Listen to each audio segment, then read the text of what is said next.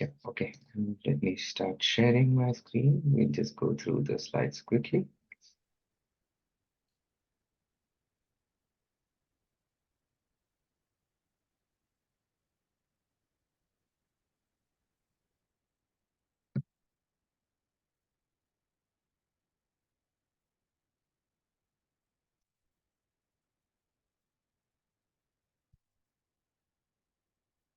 Yeah, can you see my screen?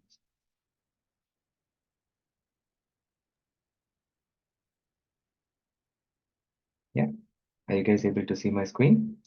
Yeah. Yes. Okay, so if you see the first five topics, a quick introduction, right? So these are the five topics which we saw in Gita, right?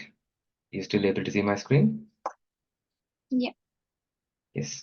So these are the five elements that we spoke about, right? So we spoke about death, we spoke about doubts, fortunes, and relationship, and how these five elements are connected with Bhagavad Gita. These are the five topics of Gita which we saw in our first session. So, identity, Atma.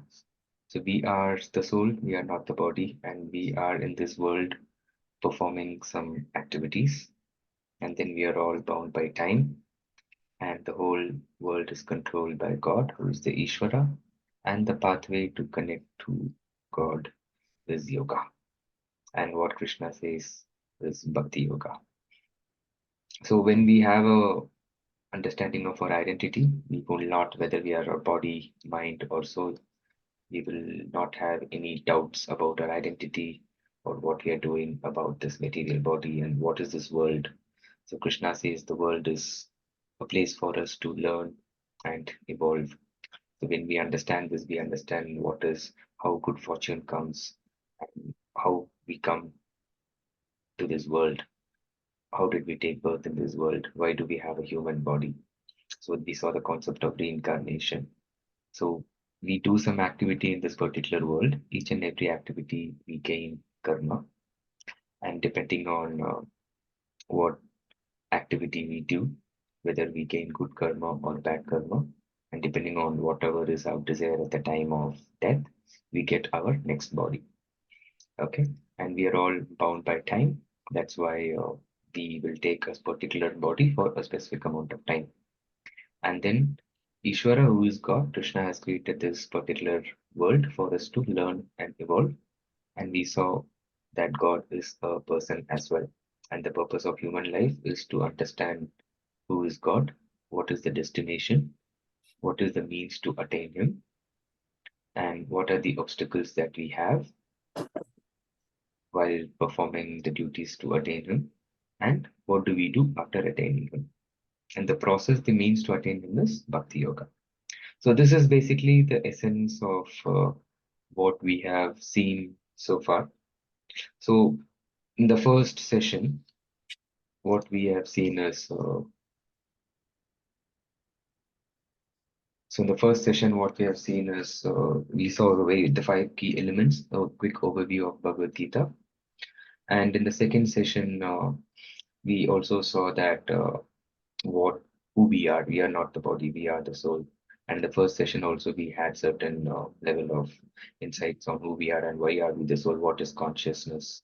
The state of being aware is called consciousness. So when somebody leaves the body, we say that this person, he passed away, but the body is still there. But that person, the soul has left the body. That's how we understand the concept.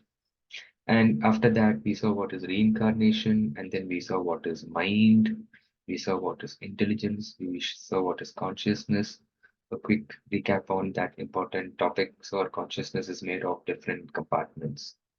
So, out of which mind is one, intelligence is one, and then we saw what is false ego, and we saw what is impressions. Depending on whatever activities we do, we accumulate impressions, and then those impressions drives the decisions our mind makes. So those impressions have been accumulated from your previous births, which is called as samskaras, and you also attain those impressions in this current birth, which is called as prarabdhas. It's called as samskaras and prarabdha karma. So you will have to purify them. And how do you purify them? You develop spiritual intelligence so that whatever activities we do, it does not generate any good or bad karma. Okay. Karma is what binds us in this particular world. So after that, we saw, how superior intelligence, so people, how we actually understand Krishna. So with our intelligence, right, like with our material consciousness or our material vision, we cannot understand Krishna. So say, for example, we are on this particular material plane, right? So your consciousness is like, say, for example, let's take a television. So you have a television and you tune into the television, right? When you want to watch a particular channel, you tune into that particular channel. So similarly, your consciousness also, it can be tuned in depending on the level of knowledge or the level of intelligence that you develop, right? So what is that knowledge we are talking about? We saw what is Veda. Veda means knowledge, and we saw what is Vedanta philosophy. Veda Anta means the conclusion of knowledge. Anta means conclusion. So what is Vedanta? The conclusion of knowledge. So we saw the different parts of yoga, and when we say knowledge, we also saw what is Gyan Yoga. Gyan Yoga is a path which people follow during some of the previous ages. So we have different ages, and I'll be taking you through the timeline chart today very, very briefly so that we get an understand of the difference between what process we are following in the current age.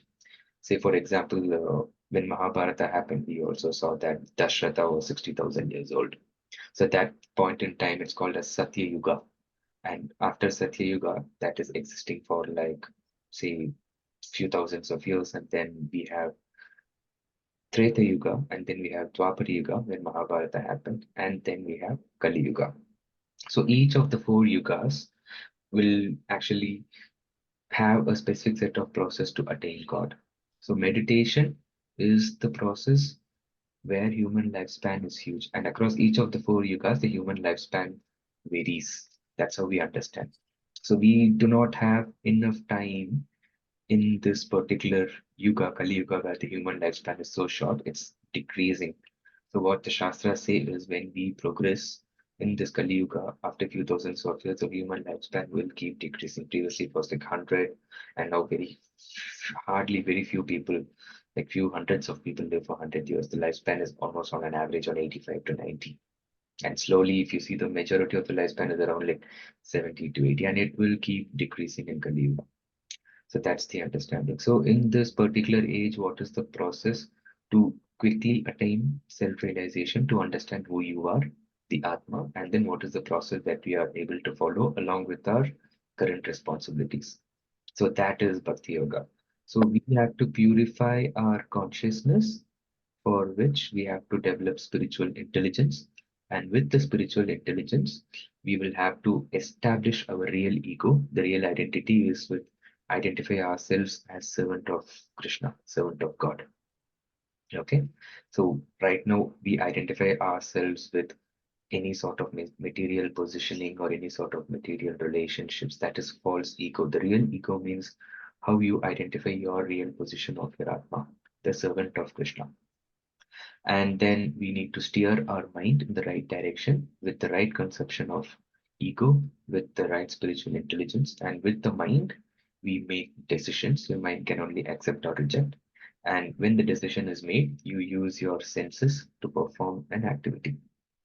So that is how we saw how the whole mind is structured and how consciousness is structured. And in the previous class, we saw the different yoga process, which process is prescribed for which timeline or which age. So that is important. So after that, so this class, we are going to see all the practical applications of spirituality. So far in the four classes, and we did have an in-person session on why we are chanting. I'm trying to get the recording of that particular session edited, or at least the audio file. So I'll send that across to you. And we also saw what is the importance of chanting. So once we understand our identity, and then we understand this whole concept of who is Krishna, Then what we will do is we try to establish a relationship, right? So unless and until we establish a relationship, we cannot understand the reciprocation. So basically, that is how a relationship functions. So we also saw an example of what do we do when we love a particular person. So what Shastras teach us is Krishna is also a person. So that is the perfect understanding of the Shastras. There are different levels of understanding. Krishna reveals himself according to the kind of purity that is there in your heart and the kind of effort you put in understanding him or how you want to understand him, in what mood you want to worship Krishna. So that is very important. So when we say Krishna as a person, let's take an example of this particular world. So how do you love somebody? How do you establish relationship with somebody? That's very, very important to understand. So you get to know that person first, right? So to fall in love with that person, to engage them in social media or their mobile phones or virtual calls, and then you hang out with that person, you go out on a date, and you try to know what are their likes, dislikes. You spend a lot of time with that person. You express your love. That's very, very important, right? Even when you have a kid or a brother, you cannot keep saying I love you, but without having any sort of expressions. So it doesn't work that way. Your relationship will not mature if you don't express your love. And then, so similarly, Krishna is also a person. So that is Vaishnavism, right? Vaishnavism is personalism. So it is not impersonalism. So Vaishnavism is a form of personalism where we have a personal relationship with God.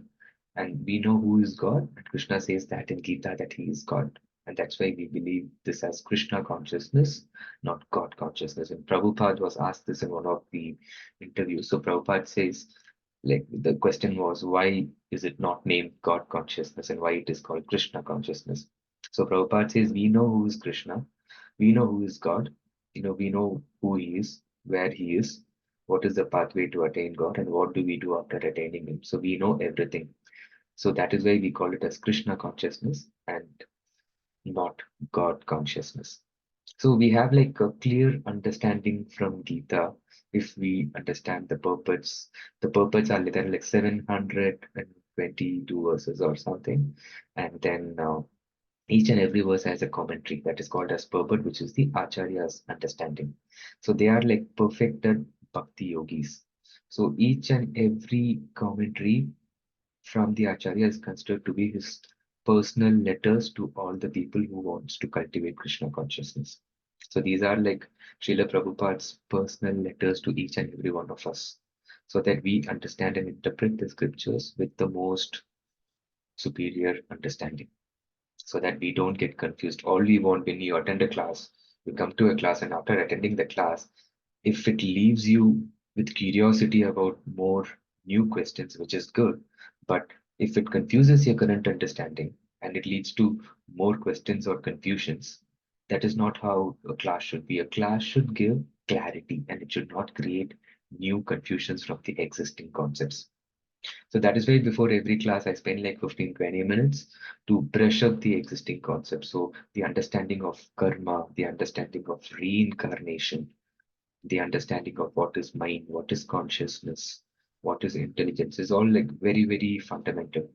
And we also need to understand what is actually Gita teaching us throughout the 18 chapters. When Arjuna is confused first, he thinks at a very, very mental or an emotional level. So we all confuse with our emotions in our mind. Before Mahabharata, everybody know the war is going to happen. Then why Arjuna says that I don't want to fight? Simple question. So throughout Gita, Arjuna asks 20 questions and Krishna gives various answers, and he was able to come up with a conclusion of his own and also Krishna's recommendation. So the vision or the lens in which we see Gita or we approach spirituality is to understand who is God. So one common misconception this will lead to, when you actually start practicing spirituality. This class we are going to talk about how to lead a spiritual life. So when you actually start practicing spirituality, I discussed this in the class where we spoke about chanting, how to chant. When we start practicing it, we will hear different opinions from different people. So that is why we must be really, really clear of what Krishna says in Gita. Okay, so we are followers of Gita first. We are followers of what Krishna's instructions are in Bhagavad Gita. That is the primary thing. So one of my friends, he came up with an instance where they come across different concepts, right? So the first two sessions, most of the topics which I covered, you will not find it in that much level of detail in Bhagavad Gita. So in order to have that particular understanding, it's a churning of various scriptures like Srimad Bhagavatam or other literatures from different sampradaya to give that understanding, right? So that is the foundation of Vaishnavism. And we also explain the position of when particular a spirituality or a religion is organized, they come up with a philosophy, and that philosophy should answer all these five questions: who you are, who is God, what is the destination, what is the means to attain, and what are the obstacles, and what do you do after attaining. When these five parameters changes, then the philosophy changes.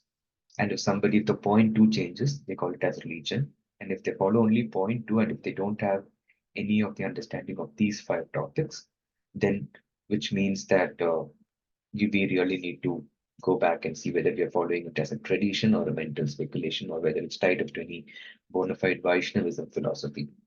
So when we start following a particular understanding of Gita, so say for example, ISKCON is just an organization which is facilitating the worship of Krishna. So one need not necessarily be tied up to an organization unless and until you know what the organization is doing. But that is a very, very common understanding. But we are all here with a common goal to learn Bhagavad Gita. So what happened when one of my friends who was like really, really chanting for like 6 months, he's following the principles of Gita. He was perfectly living the life as per Krishna's instruction in Gita. But when he went back to his home, all the misconceptions that's coming upon him from the tradition that started like actually disturbing him.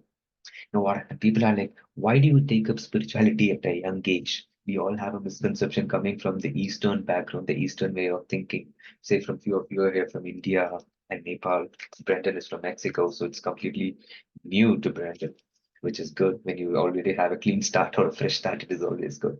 So when we go and we start exhibiting our practices, that we carry it as a lifestyle, we don't live two lives. We internalize things on a mental platform, and that will reflect on your external behavior. That is what the Jnana Yoga and Gita is teaching. That is what the Ashtanga Yoga, the meditation process, is teaching it. It is not some bodily renunciation like detaching yourself. Spirituality is not renunciation. Spirituality is the state of mind that you cultivate, the clarity that you have on your identity and what is the purpose of human life. The fact that we are all born as human beings, which means we have the power to discriminate and decide what is right, wrong, and we know what right leads to, what wrong leads to. Even animals have the power to discriminate what is right or wrong. But where right takes you, they don't have a clarity on. But humans, we have a clarity to carve the path. We have the clarity to carve our spiritual journey. So when we go and exhibit all those art practices, when my friend he went back to, I was talking to him like 2 days back, he was back from India, and all of a sudden his practices completely stopped. I asked what happened. It's basically the traditional disturbances, from family or friends. And the problem it led to was basically people are like, why are you taking up all of these activities at a very, very young age? You'll have to do all your responsibilities, you'll have to study, you'll have to make money, you'll have to look after a family. So the fact that you're practicing spirituality doesn't mean you're detaching yourself from all this external factors and you're trying to be a monk. That's not the understanding, and this is the most common understanding that we have from our cultural background. So that's a traditional background which has been induced on us. So in order to explain people, we don't have to, and a lot of people have a problem with spirituality being governed by an organization. That's different. People, they are entitled to have their opinion. But what we have to focus on the subject matter on what we are discussing.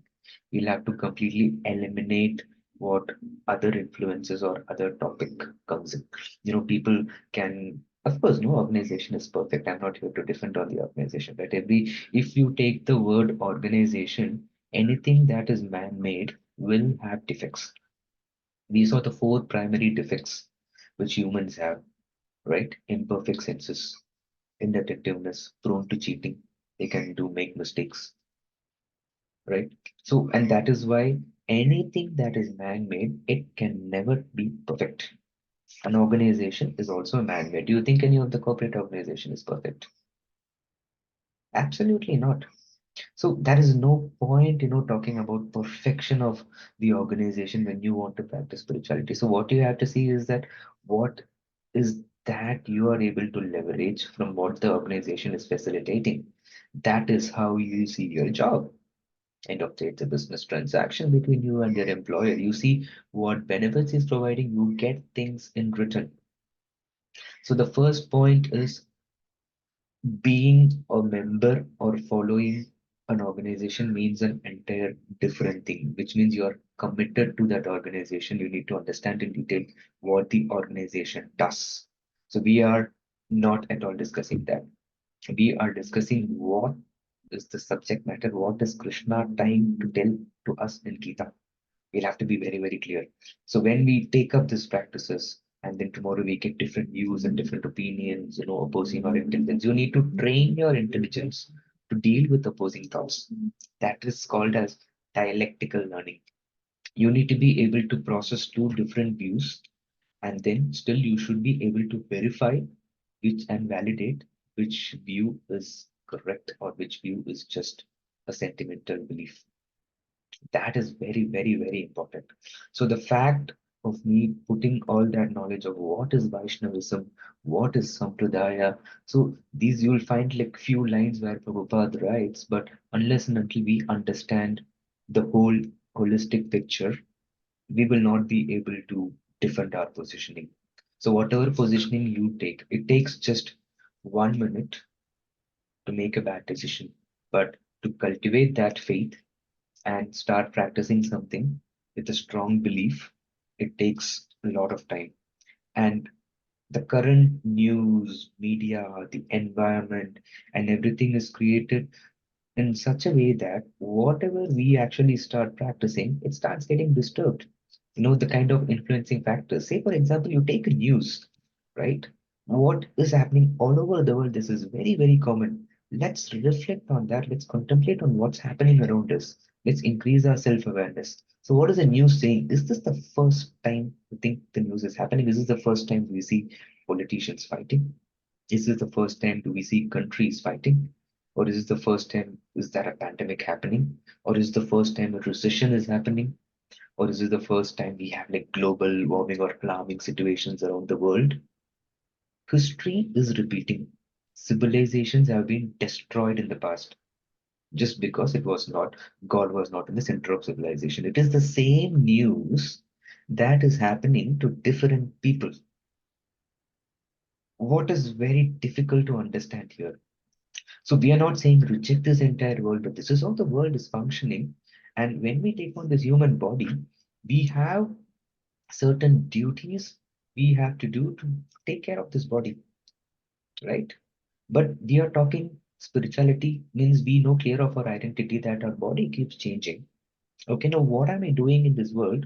What am I supposed to do? Science can explain every single thing except what is the purpose. When it comes to purpose, people start taking different views.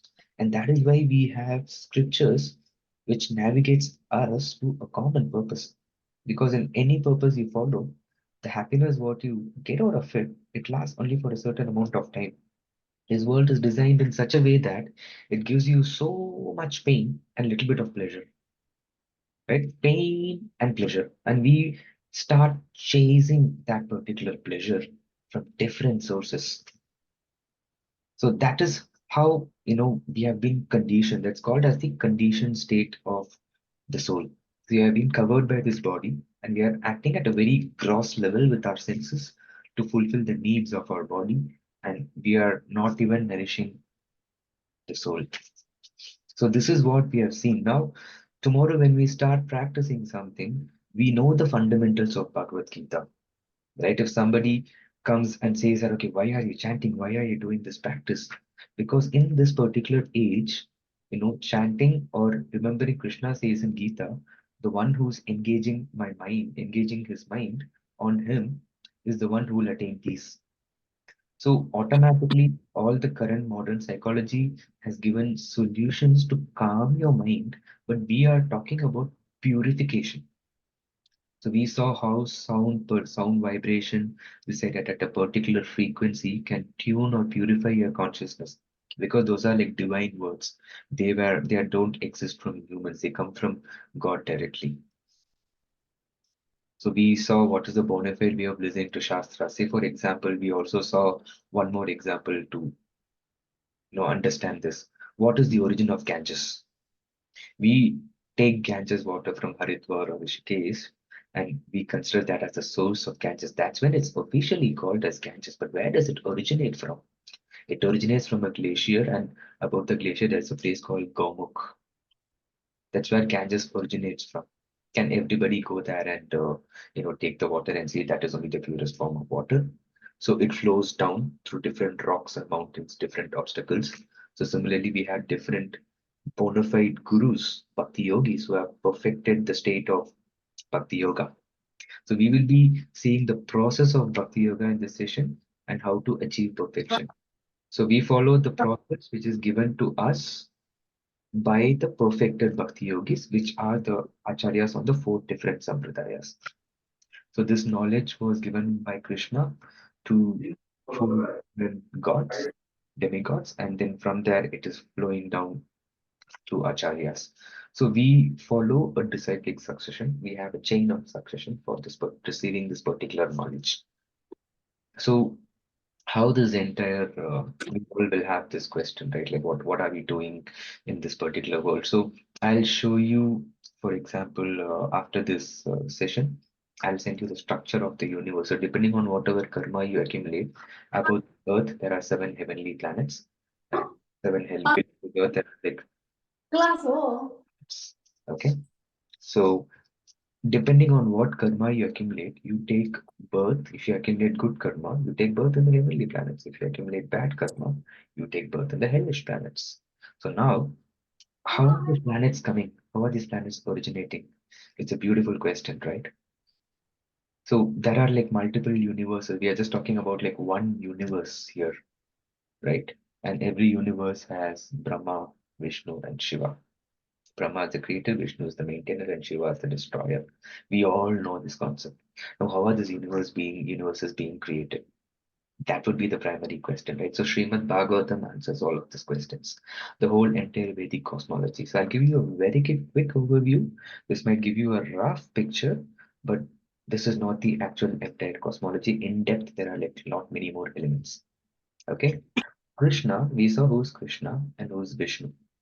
Krishna is his, in the form of Krishna in his personal palace. At work, he's called as Vishnu. So Krishna expands himself as Vishnu, who is the cause of this material creation. He's called as Karana. Karana means cause. So he's called as Karanodakshai Vishnu. He resides in the causal ocean. And when Krishna expands himself, that is a causal ocean. So Karanodakshai Vishnu, he lies there. So when he breathes outside, the different universes emerge. And inside each of the universe, he goes as the Garbhodaksha Vishnu. That is the second expansion. Okay. And then inside every universe, there is Brahma, Vishnu, and Shiva. Okay. And Brahma is responsible for creation, and what Shiva does is very important. So Karanodakshai Vishnu is like the power source, right? All the jivas and all we as Atmas, we reside inside Karanodakshai Vishnu's body. He is the entire power source. So what Shiva does is a very important service. That is what people fail to understand. Shiva is an excellent devotee of Vishnu. So Shiva's work is a Prajapati to populate this particular world. So Vishnu glances at the different elements of the material energy and he vegetates it. And then Shiva appears through the eye of Brahma into that particular universe, carrying the entire current, like the copper wire. He carries the current like the copper wire, and there is a bulb in this world, which is, and he impregnates the jivas to the world. He makes the current come and pass through the bulb. That is the service which Shiva is doing. This is Shiva Tattva. That's it. Doesn't matter what the scripture says, it's the sum of who Shiva is, and what he is doing is a brilliant and an excellent service for Krishna. And so then Vishnu also is there as the Garbhodakshaya Vishnu in every single world. And also, when the Jivas take the form of a body, depending on whatever the karma the Jivas having, the Brahma does all the calculations. Okay, how many karmas are that? He has like a nice Krishna impregnates the knowledge of Vedas into Brahma first. And then just by giving the sound vibrations or giving him the knowledge. Transcendental, that we call it as transcendental something, right? We call it as transrational. That's a very, very important term in academic philosophy. So called transrational, something which we cannot perceive with human intelligence or scientific research. It's called as transrational. So we need to see Vedas from a transrational perspective. It's a very, very important terminology. So when this knowledge of Vedas is being given, Brahma starts creating the whole world and Shiva in the form of copper wire. He brings in all the current and he tries to, light each and every bulb, different types of bulbs. So Brahma creates different types of bodies and Shiva impregnates everybody, right? All the Jivas will take different forms and then they start acting and they start performing their activities. This is how functions. And Vishnu, again, he expands. We saw two expansions, Karnodakashaya Vishnu and Garbhodakashaya Vishnu. There's a third expansion, Shirodakashaya Vishnu. He expands as Shirodakashaya Vishnu and he's sitting in your heart as Paramatma. He's called as the super soul. Okay, so the Bhakti Yoga is a process of understanding who you are, Jiva, who is God, the super soul, who is the Paramatma, and what is his destination. Is there a different spiritual world, like how you want to perceive? So beyond the causal ocean, there are different n number of spiritual worlds. You have Vaikuntha, you have Ayodhya, you have Dwaraka, you have Goloka. This is the structure. Depending on how you want to worship, whether you want to worship with respect, then you reach Vaikuntha. You want a little bit increased love, intimacy, reach Ayodhya. Then you want a little bit of increased love or intimacy, you reach Dwaraka. If you want like pure love, informal way of worshipping, you reach Golaka. So Krishna is in his original form in Goloka Vrindavan. So this is the entire cosmology wrapped up for your understanding, and this is what Srimad Bhagavatam says. And Srimad Bhagavatam is accepted as a bona fide scripture by all Vaishnava Sampradayas and Bhagavad Gita. And any Vaishnava Sampradaya, which calls as themselves as the authorized Sampradaya, will have commentaries on Shrutis, Smritis, and Nyaya. We saw what is Shruti, Smriti, and Nyaya. So this foundation is very, very important because this is how the world functions. Okay, Brahma for when Brahma lives for 100 years, and I'll send you the entire Vedic timeline. And one day of Brahma is like trillions of years. I think it's 315 trillion years. Brahma lives for that long. So when you come down from the top of the universe, the time, the concept of time lapse, right? It's related. So when we go to higher planets, when we go moon, you have seen the movies like Interstellar or Gravity, where they come up with concepts that, you spend like 7 minutes in this particular world. I think it's Interstellar movie, it says 7 minutes in this particular dimension, it'll be equivalent to these many number of years in Earth. So basically, the factor of time is very, very relative. So when you go and understand all of those concepts, I'll be sending you the timeline. We saw the four yugas, right? And one day of the four yugas together is called as one Mahayuga. And in one day of Brahma, there are like 12 Mahayugas. And after every day of Brahma, the universe collapses and then again it's recreated in the next day of Brahma. So similarly, Brahma lived for 100 years. So we are on the 51st day of Brahma. Okay, so I'll send you the entire chart, the entire Vedic timeline. So this is just a wrapper. So tomorrow, if people ask, like, all this Big Bang theory, there are like so many fancy theories, right? Like scriptures are revelations. So when we start reading all of these fancy theories, which we understand why we cannot, go by scientific or rational thinking. We need trans-rational thinking because we understand what is our position. We are not this particular body. Who created this body. So this body is given to us by Vishnu or Krishna according to the karma we accumulated. So know how difficult it is to understand this.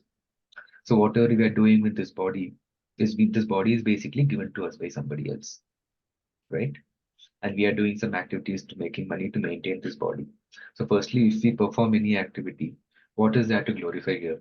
This body is not something which is you got it. It was given to you basically. It is not taken, it is being given. So that's a basic and fundamental understanding. So what are we boasting about here when we perceive something, right? So we all have so much of envy, illusion, pride, false ego, unfulfilled desires, lust, and we get angry. And that is how our mind gets agitated. So when you have the right understanding of identity, then you are in a very, very favorable position to practice bhakti yoga. Okay. So tomorrow, after you take up practices, you will start having different people, different views. You can always go back to the first two classes and understand what is Vaishnavism. It's very, very simple. And you have a certain understanding. And if there are any confusions, then Gita will now give you a complete understanding. So the first important thing, so we are going to see A, B, C, D, E. The process of Bhakti Yoga is very simple. A, B, C, D, E. A is association. Association is like growing. It's basically Bhakti is a creeper. So we learn by seeing other people. So in Vedic times, how they used to acquire a particular skill. If I want to learn carpentry, I don't want to study like 12 years of schooling and then do 4 years of engineering and do a specialization in carpentry, and then that is required for us to make money in this particular world. To acquire a particular skill, we'll have to just be with the person who knows that skill. We have taken this direction of education system because that is how the world is functioning and we are blending it with this world. So now if you want to cultivate the habit of having a spiritual lifestyle, then first you need to have spiritual friends, which is the association. We connect online. So now is online same as in-person association? A lot of people will have questions. Is I God is everywhere? I can worship God at my home. Why do I have to come to temple? Right? So a lot of people are students here. You could have even studied online. Why did you actually have to come to Australia and study? You can even work online. Why is your office pushing you to come and work in person? You can even watch movie on Netflix. Why do you actually go to cinema theaters to experience it? There is water everywhere in the air. But why are you going to tap and getting water, or why are you going to bottle? That I can give you like two different chemicals. Can you make water out of it and have? So it's everything is not rational, right? Like we need to understand that in-person connect. So we go to temple because those are not just dolls, right? They are the thing called as in Vedic way. No, we have say let's take example. Let's I have like a piece of paper here with me. Like this piece of paper. It is just a piece of paper, but when somebody is, authorizing this and printing on this piece of paper, and we accept it that as a legal tender, as money, right? So there is a process, and there is a government following a set of rules and regulations, and there is a process, and they say, okay, fine, this is now a legal tender, this has money, and this has value. Similarly, in according to Vedic rituals, there is something called as prana pratishtha. All of a sudden, whole India started talking about Prana Pratisha. It was there for the last like thousands of years. During the Ram Mandir, the whole of Prana Pratisha concept started coming out, and they started debating it. That is exactly what our media is doing. So basically, what the process of Prana Pratisha is, we chant certain Vedic mantras. The pujaris chant certain Vedic mantras, they follow a set of rules and regulations, and the potency of Bhagavan is invoked into that particular deity. The deities are not just mere dolls. So the potency of God is stronger in the temples. That is where you go. I go to temple, I find peace. That's a very, very common statement which we make. Why is that peace coming from? Where is that coming from? Because God is existing in his potent form in the temple. And there are spiritual vibrations in the temple. And when you go there, you're surrounded by spiritual people, and all those vibrations will actually recharge you. Right? So you need not be 50 years of age to start doing all of this. You can have spiritual friends, you can read, you know, Association is very, very basic. When you go to temple, you meet like-minded people. When you want to watch a movie on Netflix or if you want to do a binge watching, then you go or talk to people who have good taste for movies, certain genre. At one point in time, I like watching like Oscar-nominated movies. I go find people who actually follows directors, good directors, so that I'll find people who has taste for movies. So similarly, spirituality, you cannot practice bhakti alone. There are a lot of stories in our various Puranas where have been so many examples have been given why you cannot practice bhakti alone, right? So you need association. That is why we have this online sangha, this online association, and then in-person association. So we try to connect once a month in temple, try to blend in with all the groups who are attending online sessions. And after what is B? Association. For one is association. Anybody can guess what is B. Books. It's book reading. Yes, B is book reading. So we'll all have to stay connected with scriptures, at least one or two pages in Bhagavad Gita, like one shloka a day, right? So that when you read, your mind is calmed down. And when you implement it, your intelligence is purified, right? So now what is C? You read, you gain some knowledge. And C is nothing but connecting. You read books, you connect. How do you connect? And C is also for chanting.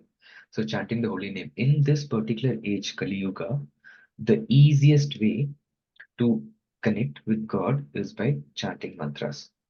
And there are various mantras, especially in Krishna consciousness, we are very, very clear according to Krishna's instructions in Gita. So we chant Krishna's name.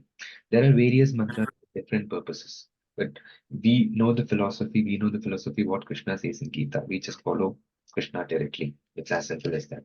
So it's like Wi-Fi without password. All the other mantras, yes, you need to have certain set of rules, regulations, you have certain obligations. There are like, how many of us know that there are like different types of Rudrakshas available? And each and every Rudraksha, we have certain obligations that we need to fulfill, else it can bring you negative effect. I don't want to go too much in detail in that. So, Hare Krishna Mahamantra is a Wi-Fi without password, right? So, when you take a tree, right? So, Krishna has appointed so many as expanded as Vishnu, he has appointed so many demigods to take care of different functions of this particular universe, right? So just take a tree. The tree, okay, the root is Krishna, and the different branches and different leaves, different branches are different demigods and different leaves, they follow different gods. Now, if you water the root of that particular tree, automatically the whole tree is nourished. So if you feed food to your stomach, your hands, eyes, legs, everything is satisfied and functioning perfectly, right? Very, very simple. You don't feed your hands separately. You don't feed your legs separately. You don't feed your chest or your shoulders separately. So when you feed to your stomach, every functioning of your body is intact. Similarly, when you water the root of the tree, all the branches and all the leaves will be automatically satisfied. So all different demigods who are carrying out different duties for Krishna, they are connected to the tree called as Krishna. So their job is to, in the end, direct all jivas to Krishna. So that is how it is mentioned in the Shastras. In Bhagavad Gita, Krishna says this, chapter 7, verse 21 to 24. You can read those four verses. So this is how the entire universe functions and different demigods take up different positions. So when you water the root of the tree, the whole tree is nourished. So that is why when we chant the glories of Krishna, all the demigods automatically satisfy all the devatas. Some people the word demigods is too Western, but as per the scriptures, it's called as devas or devatas. So all the devas or devatas, they are satisfied, their duty is complete. So their duty is to lead us to Vishnu or Krishna, either in this life or next life. So what the scripture says, you follow any particular religion properly, every religion is a pathway to the same God. No religion has explained very, very clearly who is God and where he is and what we do after attaining God. You take any scriptures, that explanation, you get it only in Bhagavad Gita and Krishna tells himself, right? So you go any other religion, I'm not going too deep into the topic. If you take any other religion or any other, say what they call as philosophy, quote unquote. So that's the understanding is there is no clear definition of who is God. That clear definition is obtained only in Vaishnavism. That is the bona fide philosophy. Any Vaishnava philosophy will give you a clear understanding. So Gita is basically an understanding of Vaishnavism. So when we chant, automatically we are able to establish the connection with Krishna. The process of chanting is actually the process of bhakti yoga. So there is a practical way. So A, B, C. And so what is D? D is devotional service. So when we expressing your love for Krishna. So when you say I want to love Krishna, so say chanting is like writing a letter, right? And coming to temple is like putting that letter in an envelope. Association. Like coming to temple and associating with sadhus. Now, how is that letter delivered to Krishna? Through expression of love, right? When you love your kid, you express to your kid what you're going to do. So that is how expression of love works. So doing any form of devotional service means expressing your love in whatever way you like. You can use your senses in service of Krishna, or you can use your skills in service of Krishna.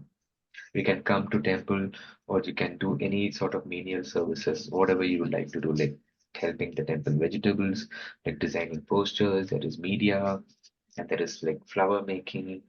And during festivals, we have like a lot of events happening. So, typical event water services are there. All those services are there. So monthly once you come and you try to do any form of service, and so you express your love. So if you're tied up to any organizations, you have opportunity to do services. That is the meaning because they facilitate, right? If you want, even donation is a form of a service. Or if you want, you can work in the kitchen, you can cook, you can cut vegetables, or you can clean, or you can clean the temple, or even you can make garlands, or you can, make garlands and come and offer it. Anything you can do, everything is a form of service. There are like list of services which, there are, it is there in the temple. So after that, what is E? E means showing gratitude, like eating prasadam, the most easiest thing in Krishna consciousness. So there are like various mantras for offering prasadam. So each and every time when you eat, so there is a question, right? Like even plants have, we also discussed that plants do have souls, right? So when we kill and eat plant, we accumulate karma. Yes, 100%. When you breathe, you're technically killing how many germs? When you take bath or when you brush, kills 99.99% germs in your toothpaste, in your soap, on your body wash, whatever. So all that germs are technically having souls. So those are something is the Vedas is an autocorrect system. The karma is like a bank account, debit and credit. So you accumulate very, very menial karma. The moment you are born or taken one form of body, or you are in this world taking any form of body, you keep accumulating karma. Now, how do you purify that karma? Is by following what is dharma. So eating prasadam means so you cook that prasadam and you offer it to Krishna and purify that particular food that is called as karma free food. That is how they advertise in most of the restaurants, basically, that they serve sattvic food. So you use that in service of Krishna to maintain this particular body. The correct understanding is, so I offer this food to Krishna, he purifies it, and then I am using that food to maintain this body. And only if I maintain this body properly, I can take care of my responsibilities, purify my karma, and serve Krishna. That is the level of understanding, the consciousness we need to tune in whenever we do certain actions. So similarly, like if you want to connect to Krishna in a proper way, means you will have to follow certain rules and regulations. But it is not hard and fast, right? So depending on how much you strictly are following that much level of reciprocation or peace you will get. We saw the concept of super soul, right? So any love, which means it is an exchange of emotions or exchange between two people. So that is love. For loving, you need two persons. So Krishna, what Gita says, Krishna is existing as Paramatma or super soul in your heart. So now we identify the super soul, and Bhakti Yoga is the process to connect with the super soul, right? And when you connect with Bhakti Yoga and serve, the super soul will start reciprocating to you. Whatever the pleasure we derive from all the material substances, that pleasure will be given from Krishna because he's a reservoir of pleasure. This is the science of Bhakti Yoga. So Krishna consciousness is science. When we say science, it is knowledge, it is pure raw knowledge because it's coming from Vedas. We saw why Vedas are scientific in our second session. So now when we say this is the process A, B, C, D, E, we also say that our scholars, what Krishna says in Gita is a hypothesis. And our scholars have decoded this. When you follow this particular process, a hypothesis is something which you follow a certain number of steps to achieve, which will lead to a particular result. You will feel that it's within you. This is what when people say that, okay, happiness is within. Okay, can you please tell me how to derive it in a very sustainable way? So, chanting the connection that opens up your intelligence. It is very, very important. So, when you follow all these five together, the process works. That is the hypothesis. So, Krishna consciousness is science. This is like your PhD in your studies. So basically, so Gita is a fundamental understanding of being aware of Krishna. Anybody can understand Gita and then shy away and say that, fine. So if you see this WhatsApp group, how many people have registered for this course? Out of that, how many people have been consistent throughout? And out of that, in the first two few classes, we had 25 people. And then in-person session, how many turned up? You all know. And then how many registered for the retreat? So, and how many people actually start practicing? Out of that 72 people, if two or three or at least one handful of 10 people start practicing, that is the rate in which people actually commit to a spiritual practice. Our mind, it always chooses the least resistance path.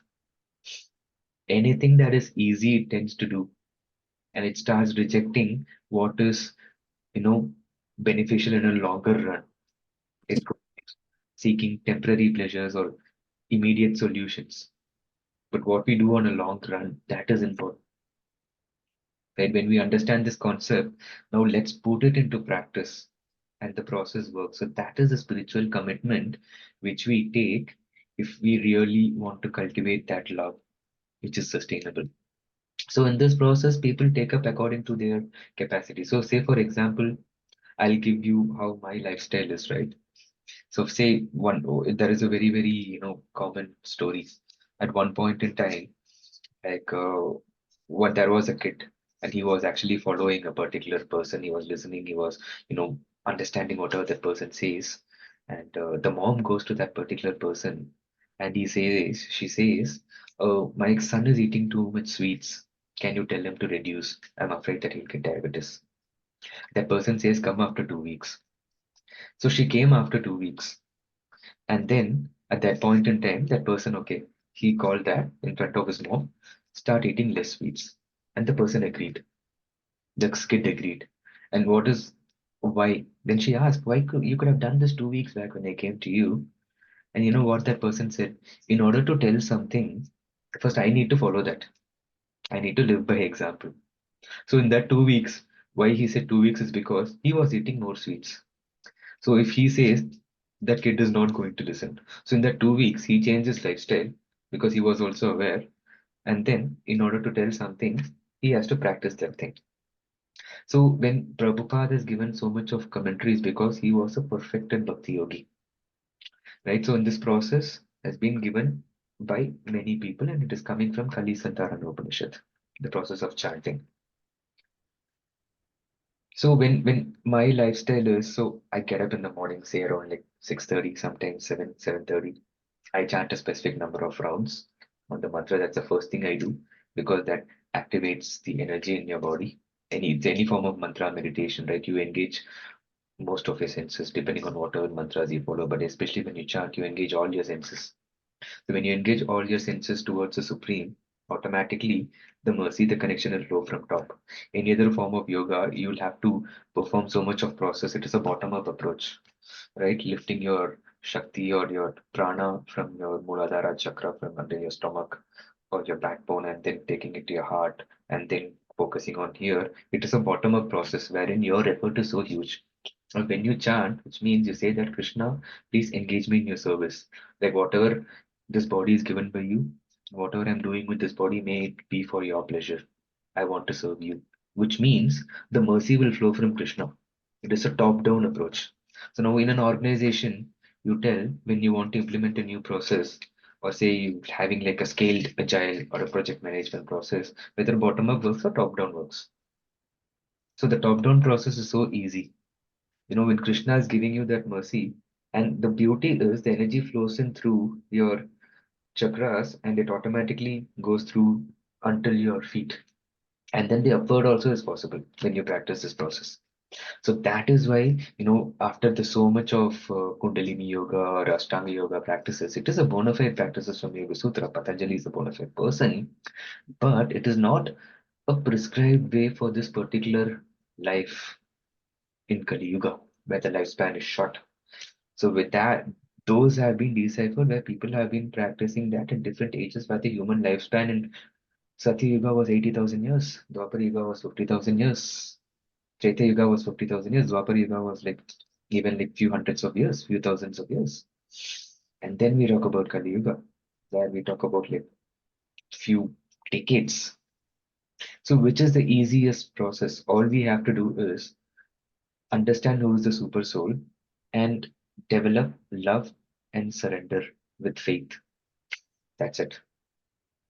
So, how the faith comes?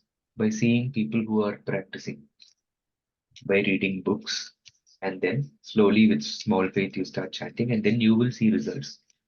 So, I then chant, and then I do my work. I do two jobs, and then after that evening, I try to go to the temple. If you want, you can live close by the temple. If not, if you're at home, keep a photo of Radha Gopinath or Krishna and do some arti or just offer a fruit or water, agarbatis, few rounds, few mantras, chant the Maha Mantra. And then whenever you cook, you just recite a mantra and be grateful. And then that's it. And weekly once you attend classes, daily 1 or 2 pages of reading. It hardly takes like what, 30-45 minutes. So this is called as a sadhana. Okay. So sadhya means in Sanskrit it's called as a goal. So our goal is to cultivate love for Krishna. That's spirituality. We know who is God, so we are trying a yogic process to connect to Krishna. So Krishna is the goal. To attain Krishna, there is a process. And in this process, there are like different steps. So if you follow that steps, you will definitely attain the goal. If you're not attaining the goal, which means then you don't follow the steps properly. So there are some rules and regulations which we call as regulative principles. And then there is no restriction, right? Like usually what Krishna says in Gita, again, this is to make it very, very clear, this is a Vaishnavism thing, and this is not an organizational thing. If you read Gita or any other scriptures really, really carefully, right? No meat eating. Any of the bona fide temples you go, no meat eating, no intoxication, no alcohol or no cigarettes for this process to work, right? Depending on how sincere and serious you are, that loving exchange will come from the super soul. You will feel the current vibrations in your body. You can feel your heart vibrating in a different frequency. So this is what we are talking is science. Like what we are talking is actually deep science. It is not a mental speculation, right? So no meat eating, no intoxication, no alcohol, no cigarettes, no drugs, right? No coffee, no tea. So this is to purify, keep your body and mind pure. No meat eating also to purify. When you have all that vengeance or that karma, you won't have clear access to Krishna, right? And then number three, so no illicit sex, which means no sex without wedlock or no unregulated sex. That's what it means, right? So we don't say no sex, but no unregulated sex. So when you do a marriage, which means a marriage is technically the understanding you do it as a fire sacrifice. So any fire sacrifice you perform is for the pleasure of Vishnu. That is the understanding. So marriage is meant for purification. You're taking a responsibility and you're committing to cultivate bhakti in your family and worship together. So this is the meaning behind all those ritualistic processes in a nutshell. So you are taking responsibilities, you are accepting emotional support to grow together and to worship together. It is not for because you're feeling lonely. So yeah, you're feeling lonely. That is one reason why people get married, but ultimately they try to find the higher purpose of marriage. That will be when you start understanding the meaning behind the mantras or behind the process. That also in olden days, if you see Vedically, a marriage has been done for like 7 days, and now it has been cut down into like few hours, whichever is important in the process. But Vedically speaking, marriage used to happen for 7 days. And now, even now, some people follow, they do 3 days, 4 days, and sometimes we do 2 days, like or sometimes even few hours in each day. Well, depending on whatever, people have studied and said, okay, for this particular age, so that is how the marriage is to happen. And then the fourth important principle is no gambling. So making money is not a problem. Right now, how you are using the money after you make it, that you need to be cautious because you generate karma. So you make how much ever money you want to maintain your family. At one point in time, we will all have desires, right? But you need to understand that you're not this body, right? So unnecessarily increasing bodily comfort. So if you see, right, like our needs keep changing. What we want is not always equal to what we have. That will never ever be equal in life. So the amount of how much money you want to make, that's your personal choice. But how do you use it? That is something which you need to regulate, right? So say for example, when we say, on no intoxication actually it covers no onion garlic also because there are three modes, right, in which our mind operates: mode of goodness, passion, and ignorance. Onion and garlic are supposed to be in the mode of passion as per scriptures. So they actually interferes with your consciousness and in the way in which your mind works, way how it stimulates thoughts and desires. They're considered to be strong stimulants. So that is why if you leave any sort of like onion leaf, the peeled onion leaf, right, like at a particular place, sometimes in your home, that will attract the maximum number of germs. So that is one reason when we offer it to Krishna, we follow these rules and regulations and we offer because that's what Krishna eats. How do you know what Krishna eats? It's mentioned in Bhagavad Gita. So Krishna has made us exactly like how he looks. Humans are made after the form of God is confirmed in every single scripture. And we don't reject any scripture. Every scripture is a progressive pathway to understand God. Spirituality is like a ladder. And each of the different acharyas, depending on their purity and sincerity at heart, okay, fine, you can't give up meat eating and you still want a religion. Okay, fine, here you go. Jesus, this is Christianity. Moses, take it.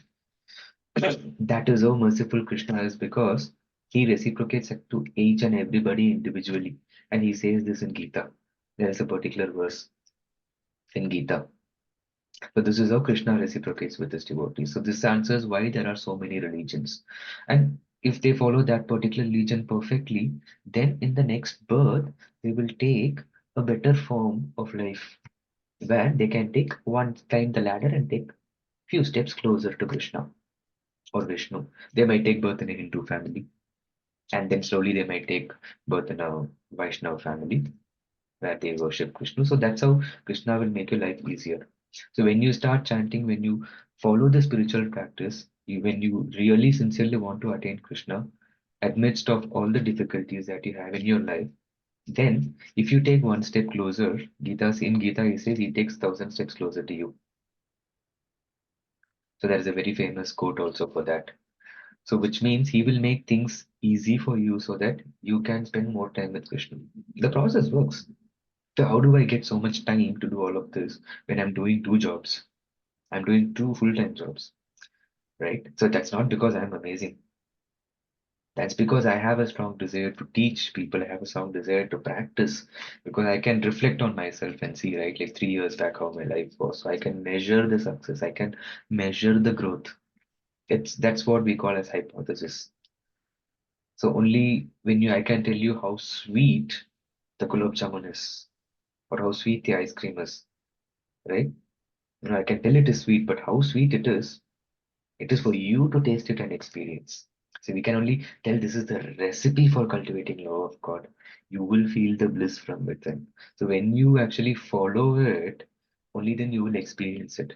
The intensity with which you experience it is the strictness with which you follow the rules. So say for example, when you actually, eat outside, the what scripture says is the fire which is used to cook the food that carries the consciousness of the person who is cooking the food. This is the Vedic principle.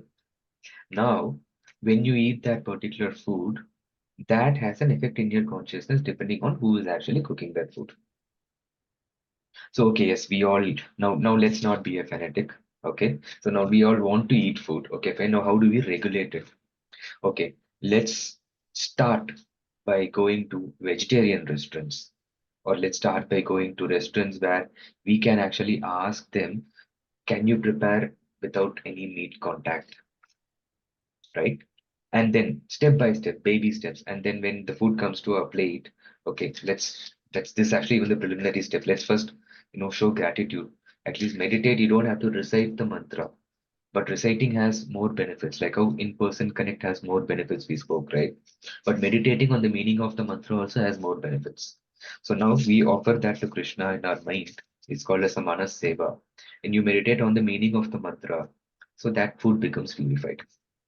So Krishna will take out some elements so that your consciousness will not be that contaminated. So now, strictly speaking, I will even the better option is to go to a vegetarian restaurant and request for a no onion garlic food, or go to even a vegan restaurant. Vegans or even Buddhist restaurants, they don't serve onion or garlic, but the consciousness of the person matters. So there are different levels in which you follow, right? So, some people, right, like, gurus, they don't even eat outside, or they eat only, people who are actually the followers of Vaishnavism. So they want to maintain their consciousness that pure because they are trying to engage their mind that sincerely in Krishna or Vishnu. So that their bhakti, the practices which they follow, they're keeping this body, mind, and consciousness pure so that they don't want to be distracted or, one pointed attention, because their goal of life, they're very, very clear. So now, in what intensity you want to practice, that is completely your personal choice, because we cannot take we will already have been, like, having different responsibilities, so it's a gradual process. How many steps? You can't climb all steps at one single time. So every religion is, what we need to understand is, every religion is a ladder, it is a pathway to Krishna. And then slowly, slowly, depending on how you practice, you will find the reciprocation. So then you will have more time, you will cultivate the taste. So when you have that experience, with that comes taste. And then slowly you'll start spending more time in the practices. But you got to do your responsibilities, you got to do your duties. So you have to do karma yoga, which is actually a catalyst for your bhakti yoga, right? So that's what Krishna says in Gita. Purifying your karma is a pathway to practice bhakti. So be seated in a very comfortable position by working good, settling down, planning your financials smartly, taking care of your family smartly, and then pulling out some time practicing bhakti also.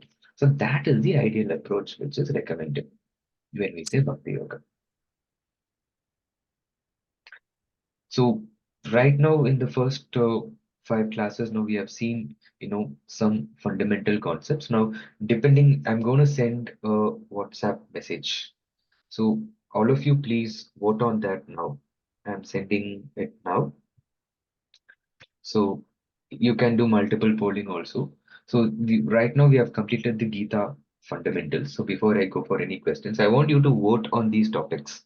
What you want to learn based on Gita, like, as every Saturday. So depending on whatever the intensity, so I try to, come up with few topics gauging like how many people are sincere, what you're working, where you are. So came up with practical topics. So put your vote on that particular topic, whatever you want to learn, and the top three will be taken as next three modules. So we have now completed Gita fundamentals. So take a small commitment, what you can practice in your daily life, okay, and whatever you want to, however deep you want to go, it completely depends on how deep you are practicing. So A, B, C, D, E, you take a pen and paper and then write small, small goals. Say I can spend daily, like start with 30 minutes. Okay, now how I am doing that 30 minutes, right? So association, We will plan monthly one. That's why we have like monthly one catch up at the temple. So each of the modules will go on for like say 3 sessions or 4 sessions plus one insertion in person catch up. So that is how we are planning to take this forward. So see, like, vote for that, and then we will actually start taking questions from whatever practical life applications you have. So this is one. And then after this, I'll also be sending, a message. We'll do in the next class, like what are the different services available in the temple. So you can, or what are the different, if you're not close by to the temple, how you can offer services, how you can still practice devotional service, right? So you can have a separate sadhana for that. We will discuss that as well. So, so now let's try to take some practical questions. It's now open for you all to discuss, share, and try to understand that, like, we are not here to judge people. We all grow together. We all grow in separate pace. We learn by making mistakes. So when you start practicing bhakti yoga, like you will have difficulties, you will have troubles, but make sure you understand the philosophy. No matter what people says, this is not kind of an organizational brainwash. You go read Gita, challenge. So in all these sessions, we'll be going through certain set of shlokas. We'll read together. We will read the commentary together. It's going to be an interactive discussion from here on, right? You can share your views, you can come up with challenging thoughts. We'll all discuss together and we'll tell you how to actually how to reconcile the philosophy, right? Without opposing each other's views. You will have opposing views. So we are here to, channelize all that creative energy within us, and connect it to divine. That's what we are here for, right? Having views is always good. So now, how are we going to take this forward is all depending on the votes. So I see interesting votes, and we'll find the top three, and then we will take that as next 3 modules. So any questions, guys? Completely open to discussion now. So my question is about food. Yes, So you mentioned to avoid onion and garlic. yes. So as you probably Mhm. know that Indian cooking, these are main, or at least what I understand, main ingredients. So how to actually cook without these also needs some guidance, right? Yes, so I can send you some blogs for that. So personally, like, I come from a Vaishnav family, like a South Indian Vaishnavism family. So my mom is actually running a blog. So I can send you few blogs and send you few book recommendations as well. So in those blogs, there are like n number of South Indian, North Indian desserts, no onion, garlic recipes, and that will help you. Or I can send you like video channels on YouTube, and I can give you some book references as well. So I'll note it down, and after this class, I'll be sending few mantras to recite to honor the prasadam before eating, and I will also send you some blog references where you can slowly, and book references which will help you, learn no on garlic cooking. Yes, Diksha. So just one Yeah, moment before you sure. go to Diksha. Yeah, I'm interested in the prayer, the initial prayer, yeah. for where we remember our teachers, if you like. Yes. And I'm interested in, Mm. I'd like to follow the diet as you've described, but I Okay. need some. Okay. Thank you. Sure. So I'll be making a small PDF, right? A lifestyle PDF. So depending on however, whatever intensity, so the gratitude prayers will be there before reading Gita. So just to recite that gratitude prayers is always a good practice. And then it comes to cooking, how to do like basic, if you're not able to visit to temple every day, the basic services, which is prescribed in Gita, which will actually please Krishna. So I'll make a nice PDF, and we all need a sustainable approach. The problem is not with people who wants to who people actually want to practice. People, it is basically, see, spirituality is a seeker's journey, right? Spirituality cannot be imposed. We are not here to push our thinking there. We are here to welcome you guys to this side of life and see how it is, experience, reflect, share your views. where you're facing difficulties. We can work through carving your own journey. So one thing which we have to very closely understand here is this is a seeker's journey, right? So we expect people to climb the steps. We can give a helping hand, but we don't pull completely, right?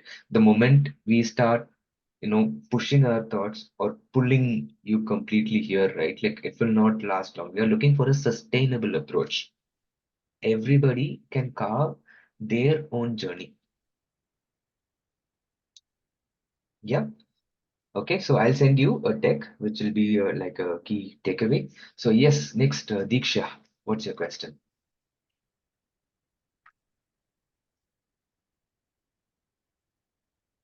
Sorry, you're on mute. Yeah, I was just trying to open the mic. Yeah, so my question was like, can we choose multiple answers in that pool or If you're we interested on multiple, yeah, you can do multiple votes. Yeah, I allowed multiple responses because let's see which three gets the maximum responses, right? So yeah. I'll go by whatever people select in this live session. And then I'll consider the votes if people have attended previous sessions, right? Like anybody new who's voting, I won't be considered. I'll have to be fair for people who are actually, following the classes, or who some people follow just the recordings and still text me.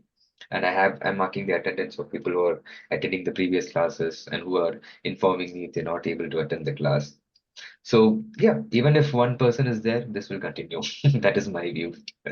Yeah, I'm happy like if more people are there, but one people are there doesn't make a difference. The content I'm going to speak is for it'll be always common.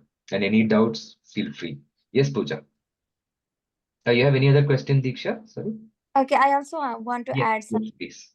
Arki's discussion. Just like she was asking, Mm, Indian food, cultural food has got the onion and garlic, and we can't cook mm, like that.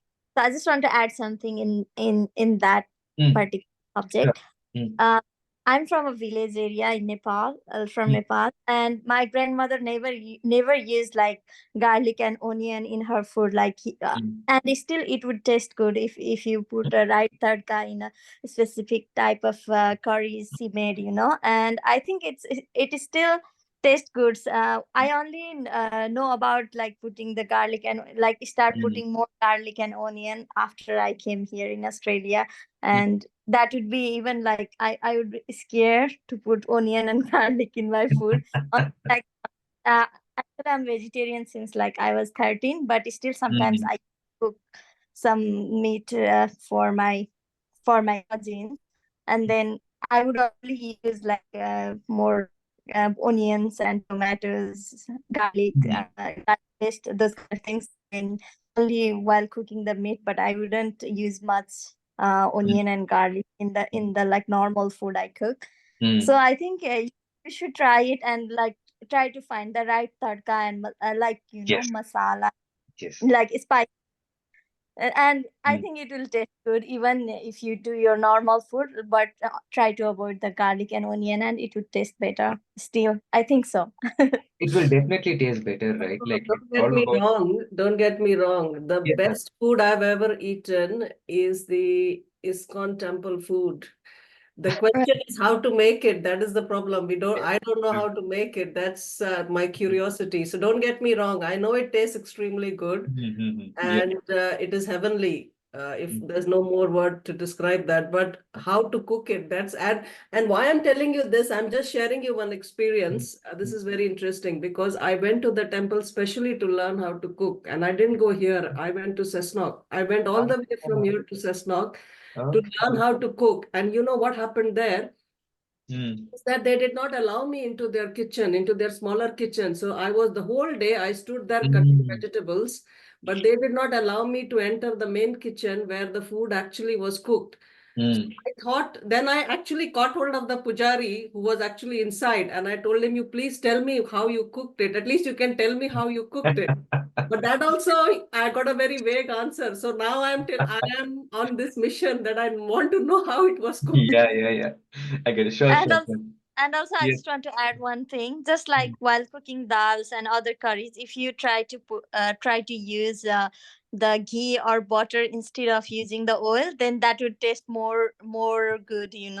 That's what I know. Thank you Yeah, for the so it's tip. actually easy. Yeah. No, like it's always the step one is really, really hard, right? So once you Mm. start learning, then it will become a practice. So we don't want anybody to change any practices drastically as well at the same time, right? Like we are not fanatics here. We are talking about how to cultivate sustainability. So anybody will, your body will have an effect if you make a drastic change. So it's a gradual process. So let's do baby steps. And if anybody has any concern or to know how to do it gradually, see, one thing we need to understand here is Krishna, he knows what you're whispering in your heart. He's there as Paramatma. We discussed the concept. He's there as Super Soul. He just wants to know if your intention is pure, if you're really, really desiring to attain him. Then he will make necessary arrangements if your intentions are pure.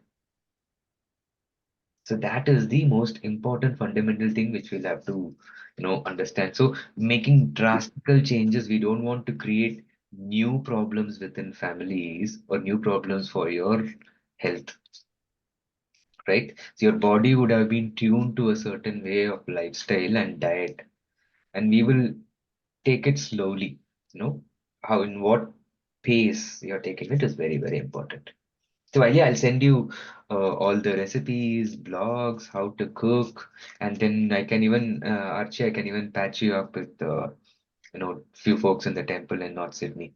That will help if you want to learn. I'll take that as a takeaway, and I'll send you some messages. You can join some groups, and you can always volunteer. I'll patch you with few folks. And would they text me which suburb you're living? I'd also connect you with few folks around the suburb. People will always be happy to teach or show how to do things. So we have we have like this is like 89th study group.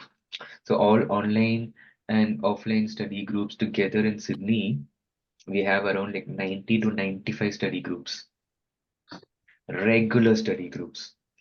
There are in-person, different suburbs. If you want in-person connect on weekends, if you want to cultivate it as a family together, or if husband is practicing separately and wife is not inclined, and if wife is inclined, husband is not inclined. So we have programs and guidelines and tried and tested practices which will be a sustainable approach without creating any new problems. So the focus of the class and the concept is to give clarity, not to give confusions. Okay, so feel free to ask any questions. Yes, Pooja. So sorry, I completely agree that vegetarian food tastes very good, and especially without onion garlic, because my family has been following that. My family, as in my parents' family. Mm, But the only reason I switched to non-vegetarian was the protein intake, right? Vegetarian food has very less options for proteins, mm, and especially for kids, right? They're growing up in an environment like this. They need a lot of protein.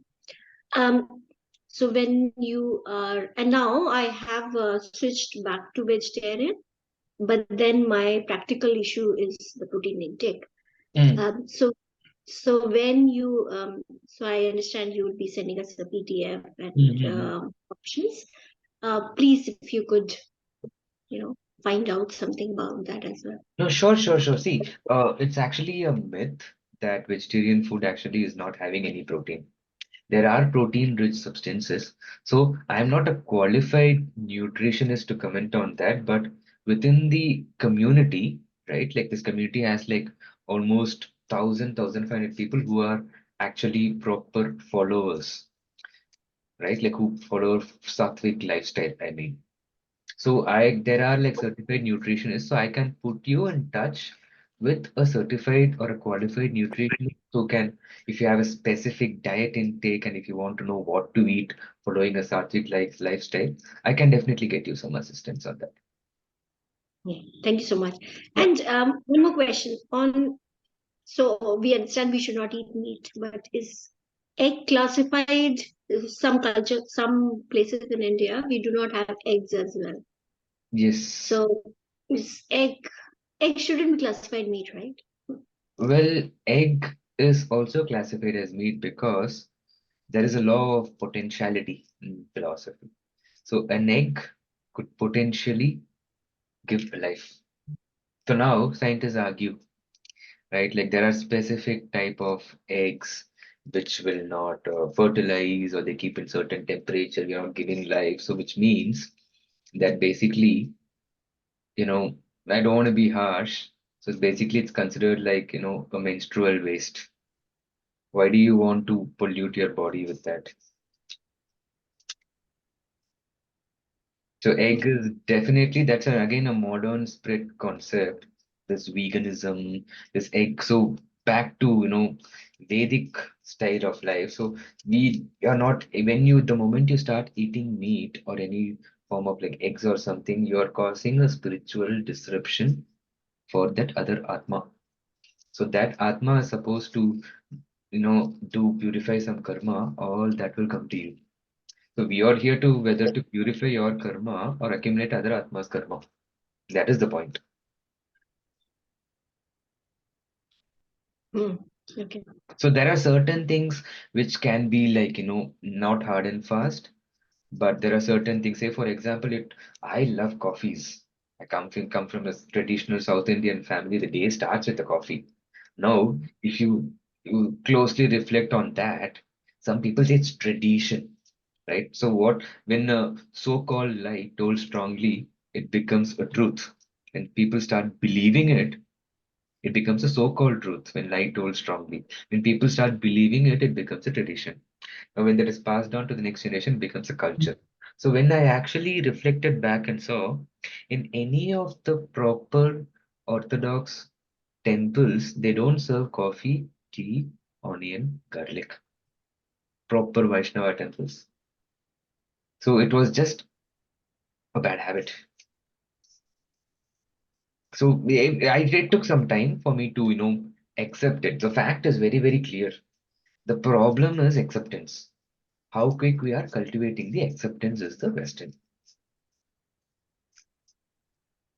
We find it Yeah. hard to accept, and the moment we fill our consciousness with the right knowledge, right? When we start training our intelligence, the only way to accept things is to read and understand with intelligence. Only then your mind can accept or reject.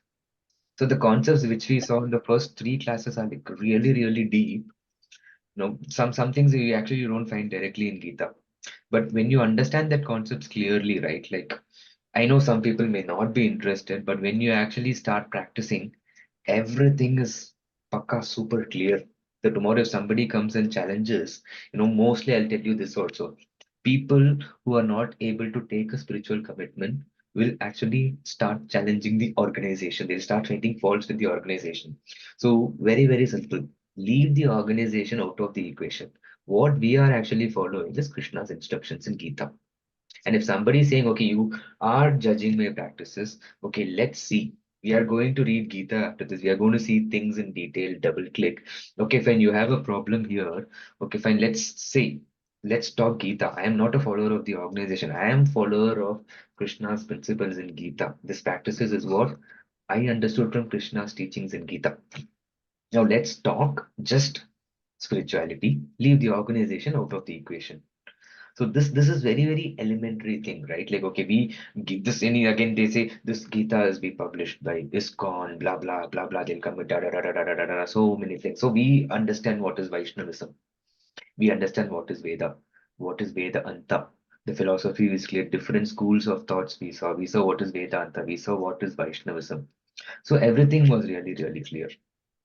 So the foundation, we cannot build a castle on top of a sand or water. So the foundation is there in the first two classes. So any other question?